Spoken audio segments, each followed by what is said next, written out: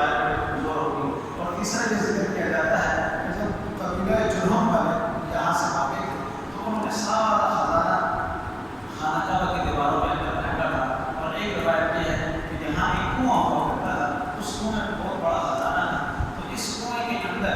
2 ہرن تھے جو سونے کے بنے ہوئے تھے، تو کچھ لوگوں نے انہیں چوری کی۔ انہوں نے جب چوری کیا تو انہیں چوری کرنے کی پاداش میں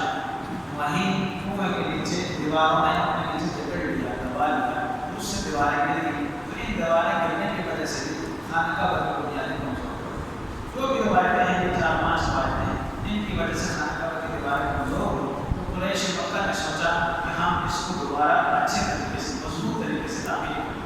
تو اس میں انہوں نے مشورہ کیا۔ تو انہوں نے جب مشورہ کیا تو انہیں یہ لگا کہ یہ چونکہ اللہ کا گھر ہے، اللہ کے ذریعے خاص عمل ہوتی ہے، لہٰذا اب اللہ اگر نہیں چاہے گا تو ہم نہیں کر سکیں گے، تو اب پہلے تجربہ کرنا چاہیے کہ کیا اللہ پسند بھی کرتے ہیں یا نہیں۔ تو ان میں ایک شخص ہے ابو وہب بن عمرو، انہوں نے کہا چلے ہم دیکھتے ہیں۔ انہوں نے ایک پتھر اٹھایا، کعبہ کی دیوار میں ایک پتھر اٹھایا، وہ پتھر ان کے ہاتھ سے دوبارہ وہیں جا کے کر دیا۔ تو انہوں نے کہا کہ اللہ پاک یہ چاہتے ہیں کہ ہم اس کی تعمیر تو کریں، لیکن اس کی تعمیر میں کوئی ناجائز پیسہ، کوئی سود کا پیسہ، جوئے کا پیسہ، ڈکیتی کا پیسہ، یا جو ہے وہ باقیہ عورتوں کی کمائی کا پیسہ بالکل استعمال نہ کریں۔ ایک بات یہ۔ دوسری بات یہ ہے کہ روایت میں حضرت نے کہا کہ اے اللہ، ہم اس دیوار کو تعمیر کرنے میں صرف خیر کا ارادہ کرتے ہیں، کعبہ کو گرائیں گے پھر نیا بنائیں گے، تو اس میں صرف خیر کا ارادہ ہے، کوئی شر کا ارادہ نہیں، لہٰذا اس کو ہمارے اوپر گرانے سے ہمیں حفاظت کرنا۔ ایک بات یہ بھی کتابوں میں لکھی ہے کہ یہاں جو خزانہ تھا، کنواں تھا، اس کنویں میں ایک سانپ پڑا کرتا تھا، اژدہا، اور وہ اتنا بڑا اژدہا تھا کہ وہ خانہ کعبہ کے گرد پورا لپٹ جاتا تو اس کی دھوپ اور اس کا منہ برابر ہو جاتا تھا، یعنی اتنا بڑا سانپ، اور یہ خانہ کعبہ کے اوپر بیٹھ کے دھوپ سے کرتا تھا، تو اس کی وجہ سے لوگ قریب نہیں آتے۔ جب وہ سامنے آتا، باہر ہوتا تو لوگ ڈرتے اور قریب نہ آتے۔ جب یہ واقعہ ہوا تو پھر لوگوں نے اللہ سے دعا بھی کی کہ اللہ ہمارے لیے سبب بنا دے، تو اللہ نے ایک فرشتہ بھیجا، وہ فرشتہ آیا اور اس سانپ کو اٹھا کر لیا۔ یہ واقعہ بھی ان کے لیے علامت ہے کہ آپ نے تعمیر کر سکتے ہیں، اور وائل بن حجر کی دعا بھی علامت ہے۔ تو وائل بن حجر نے یہ دعا کر کے ایک کدال ماری، یا ایک روایت میں ہے کہ ایک دیوار یہاں سے گرائی، تو لوگوں نے کہا بس اس سے زیادہ کام نہ کرو، رک جاؤ، ہم کل تک دیکھیں گے، اگر آپ کو کچھ نہ ہوگا تو ہم نے تعمیر شروع کریں گے، اگر آپ کو کچھ ہو گیا تو پھر ہم اس کو ہاتھ نہیں لگیں گے۔ انہوں نے کل تک دیکھا تو کچھ نہ ہوا، تو انہوں نے پھر دیواریں گرانا شروع کر دی اور گرا کے تعمیر شروع کی۔ اس میں پھر یہ کیا ہوا کہ ایک طرف کی دیوار کو 3 قبیلے مل کے بنائیں گے، دوسری طرف کی دیوار کو 3 قبیلے اور مل کے بنائیں گے، تیسری طرف کی دیوار کو 3 قبیلے اور بنائیں گے، چوتھی طرف کی دیوار کو 4 قبیلے بنائیں گے۔ کوئی قبیلہ بنو مخزوم تھا، کوئی بنو زارہ تھا، کوئی بنو عبد مناف تھا۔ جو حدیب والا طرف ہے اس میں بنو عبداللہ، بنو اسد، بنو مخزوم، یہ 3 قبیلے تھے، اور یہ سارے کے سامنے یہ طے کیا تھا کہ ایک قبیلے بھی حرام بنانے لگیں گے، سب حلال۔ تو ان 3 قبیلوں کے پاس جو تھا وہ پیسے کم تھے، اس لیے حدیب کا حصہ باقی رہ گیا، باقی حصے کی دیواریں بنائی۔ جب ایک انہوں نے دیواریں کھوٹی، تو یہ کھولتے کھولتے نیچے پہنچے تو وہاں سب رنگ کے پتھر آئے، یہ حضرت ابراہیم کی بنائی ہوئی بنیادیں تھیں۔ تو یہاں سے ایک روشنی نکلی، بجلی کی طرح کی روشنی نکلی، اور اس نے پورے علاقے کو روشن کر دیا۔ یہاں سے پھر انہیں 3 مکتوب ملے، 3 چھوٹے سے خط ملے۔ ایک خط میں خط ابراہیم زبان میں تھے، انہیں پڑھنا نہیں آتے تھے، یہ یہودی آدمی کے پاس لے گئے، اس نے پڑھ کے بتایا کہ ایک خط میں لکھا ہے کہ میں اللہ ہوں، میں اس حرم کا، اس مکہ کا مالک ہوں، اور میں نے اسے تب بنایا تھا جب آسمان و زمین بنائے تھے اور شمس و قمر کو اپنی ترتیب پر رکھا تھا، اور میں نے اس کے اطراف میں فرشتے مقرر کر دیے حفاظت کے لیے، اور میں نے اس کے لیے اس کے دودھ میں اور اس کے پانی میں میں نے برکت رکھ دی، اور یہ تب تک ختم نہیں ہوگا، یہ باقی رہے گا جب تک 2 پہاڑ باقی رہے گا۔ اب مختلف روایتوں میں ہم دیکھتے رہے لیکن ہمیں یہ نہیں ملا کہ 2 پہاڑوں سے کیا مراد، جب ابھی حیث ہے یا کوئی جو نور ہے ہمارا مجھے نہیں ملا، یہ بات ضرور مل گئی کہ 2 پہاڑ جب تک باقی رہیں گے یہ حرم اور کعبہ باقی رہے گا۔ ایک یہ تھا۔ دوسرے حق میں یہ لکھا تھا کہ میں اللہ ہوں اور میں اس کا مالک ہوں، اور یہاں پہ میں نے نبی کو درست کرنا ہے کہ جس کے اندر سراپا خیر ہے اس کی اتباع کرے گا وہ کامیاب، جو اتباع نہیں کرے گا وہ کامیاب۔ پھر تیسرے مکتوب میں یہ لکھا تھا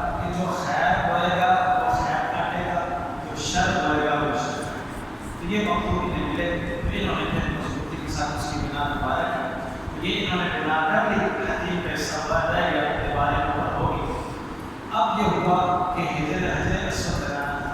اس میں پھر نظام پیدا ہو گیا۔ اب اپنی اپنی دیواروں کی تقسیم میں تو کوئی جھگڑا نہ ہوا، حجر اسود لگانے میں پھر جھگڑا ہو گیا۔ ایک قبیلے نے کہا ہم لگائیں گے،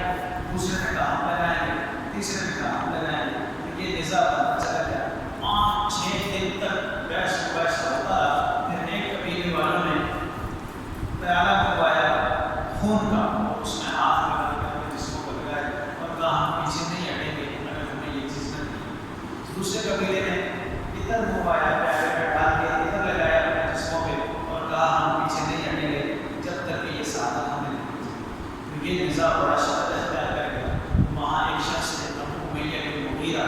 بڑے ذہین آدمی تھے اور بڑی کافی عمر کے تھے، بڑے پروفیسر تھے، انہوں نے کہا آپس میں جھگڑنے کی ضرورت نہیں ہے، ابھی جو آدمی سب سے پہلے آئے گا اسے سازش بنا لیتے ہیں۔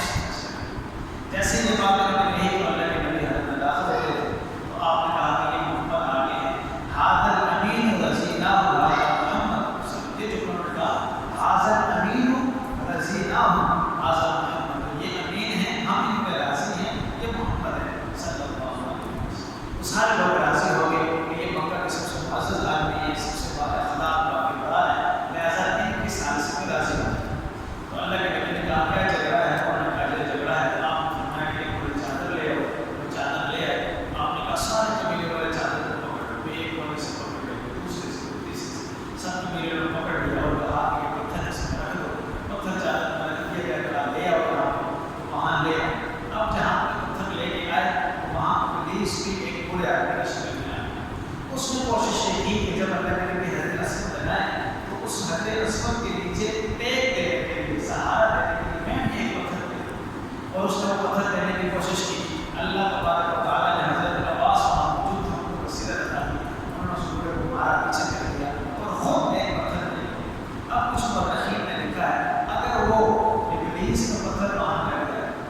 تو پھر یہ خون ریزے ہوتی، یہ جنگ ہوتی، یہ لڑائی ہوتی، اور پھر پتہ نہیں کتنی سنت تک یہ لڑائی چل گئی۔ تو اللہ کے احکام میں حکمت ہوتی ہے، اللہ نے فیصلہ کر لیا، وہ ہونا ہوتا ہے، اس لیے اللہ سبب بھی بناتے ہیں۔ اور اس طرح کے جو واقعات چھوٹے چھوٹے ہوتے ہیں یہ ہماری تعلیم کے لیے، ہماری تربیت کے لیے اس طرح کے واقعات بھی ہوتے ہیں۔ یعنی اللہ اس کو آنے سے بھی روک سکتے تھے، گھر میں داخلے سے بھی روک سکتے، لیکن اللہ نے ایسا نہیں۔ تو یہ پتھر پھر جب اللہ کے نبی نے رکھ دیا تو پتھر رکھنے کے وقت پھر اس نے ایک شعار کیا، اس نے لوگوں کو کہا کہ تم پیسے والے بھی ہو،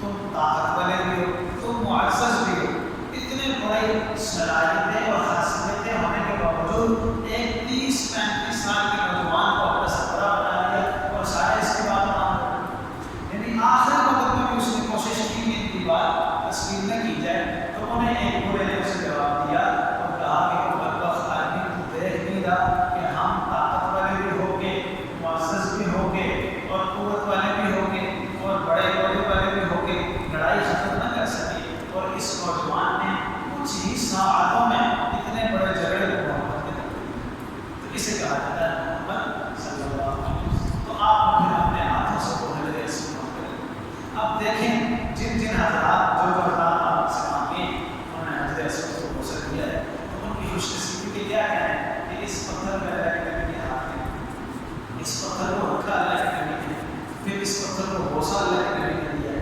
تو اس پتھر کی شان بڑھ گئی۔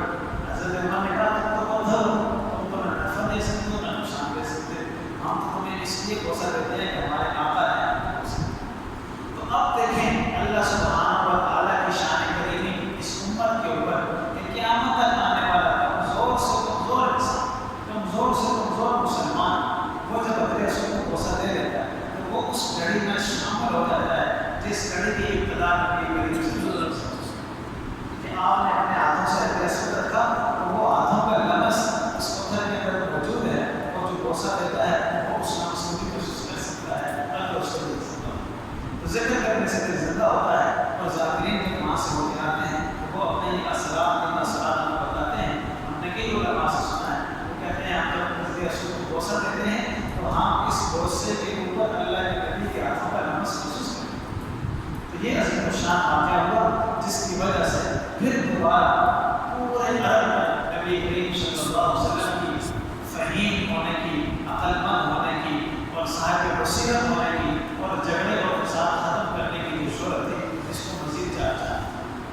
تو یہ 35 سال کی عمر تھی آپ کی، تو یہ واقعہ اس کے بعد جو ہے اللہ کے نبی صلی اللہ علیہ وسلم نے وہ لوگوں سے بغیر کش کیا، آپ کا گھر زیادہ وقت تنہائی میں گزرنے لگا، غار حرا میں جانا ہے، آپ اس جو لوگ گئے ہوں گے دیکھا ہوگا غار حرا مکہ سے کافی دور ہے، میں نے تو پڑھا ایسا دیکھا نہیں ہے کہ کسی کتاب میں پڑھا ہے ایسے ذہن میں نہیں، 50 کلومیٹر کے قریب دوری ہے، 50 کلومیٹر کے قریب کہتے ہیں اس زمانے میں تو اس طرح سے رہتی ہے، اب کسی کا راستہ نہیں ہے، لوگوں نے کچھ سیڑھیاں بنا لی، تو اس زمانے میں اس طرح مکہ سے گھوم کر کے اس طرح جا کے اس طرح جا کے جو ہے وہ غار حرا میں جانا پڑتا تھا، یہ بڑا لمبا اور بڑا تکنیک ہے سفر، لیکن اللہ کے نبی سے پہلے آپ کے دادا نے اس بات میں جانا ہے، تو یہ سب بھی آپ نے اپنے دادا جی سے سیکھا کہ جب آپ کو لوگوں سے معاشر ہونے لگے، لوگوں کی غلط کاریوں سے، اور آپ کے پاس کوئی روڈ میپ نہ ہو کہ آپ کیسے اس کو ٹھیک کر سکتے ہیں، تو آپ تنہائی اختیار کر لیں اور اللہ سے ڈر لگا۔ اب وہاں جب غار حرا میں جاتے تھے، کتابوں میں ہے کہ 3 کام کرتے تھے، ایک کام یہ تھا کہ فکر کرتے تھے کہ ہم کون ہیں، کیوں آئے ہیں، کیا کرنا ہے، کہاں جائیں گے، کس کے بعد۔ دوسرا یہ تھا کہ وہاں سے سیدھا خانہ کعبہ نظر آتا تھا اور خانہ کعبہ کو دیکھنا بھی ثواب، یہ بھی عبادت ہے، تو یہ دوسری عبادت ہے۔ تیسری عبادت آپ اپنے مولا کو یاد کرتے تھے کہ مجھے رستہ جو ہے علم یجد کا یتیما ووجدک ضالا فہدا، اس کا معنی لوگ ایسا لفظ کہتے ہیں جو مناسب نہیں لگتا، اس کا معنی یہ ہے کہ آپ رستہ ڈھونڈ کیے ہوئے تھے تو ہم نے آپ کو رستہ دیا، تو وہ اس جگہ پر مانگا کرتے تھے یا اللہ مجھے رستہ دینا، میں کیا کروں، کوئی شراب پی رہا ہے، کوئی لوگوں کے آگے سر چلا رہا ہے، میں ظلم نیاز مانگ رہا ہے، کسی کی تکیا بلائیے، کسی کی تکیا بلائیے، تو برائیوں کا بڑا بن چکا جو غلط تھا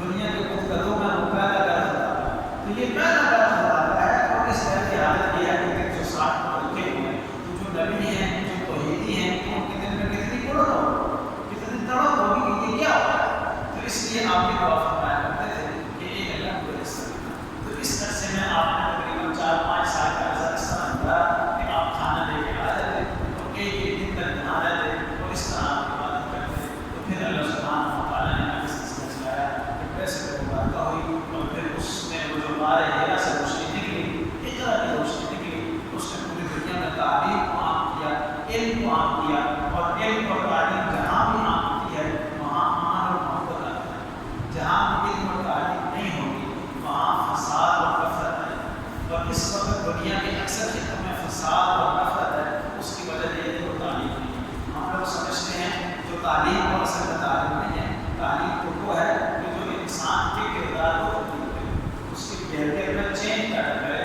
وہ تعلیم ہے۔ وہ کسی شاعر نے کہا تھا کہ جتنے پڑھتے جاتے ہیں جہالت پڑھتے، نہ رہی تعلیم مغرب میں، نہ مشرق میں رہی غیرت، نہ رہی تعلیم مشرق میں، نہ مغرب میں رہی غیرت، یہ جتنے پڑھتے جاتے ہیں جہالت پڑھتے جاتے ہیں۔ تو تعلیم تربیت سکھاتی ہے جینے کا سلیقہ، تعلیم سے ظاہر کی جہالت نہیں ہے۔ تو جو علم غار حرا سے نکلا وہ اصل میں علم ہے جو انسان کے اندر تبدیلی پیدا کرتا ہے۔ تو آج ہمارا تیسرا سبق تھا، الحمدللہ وہ اپنے امتحان کو پہنچا، تو اب 4 دن چھٹیاں ہیں، اس کے بعد انشاءاللہ اگلے ہفتے میں 3 دن، تو ہر ہفتے 3 دن ہیں جب تک کہ ہمارا اپنے امتحان پورا پہنچے، انشاءاللہ ہمیں امید ہے کہ ہم واقعات سے آج مغرب ہے، دوسرے آج مغرب ہے، جو میں بھول گیا ہوں، کل بدھ ہے، انشاءاللہ کل اس کو ہوگا 20 اور بدھ 10 کلومیٹر فاصلہ، مسجد حرام سے غار حرا کا فاصلہ تقریباً 10 کلومیٹر، یہ بھی کافی لمبا فاصلہ ہے، یہاں سے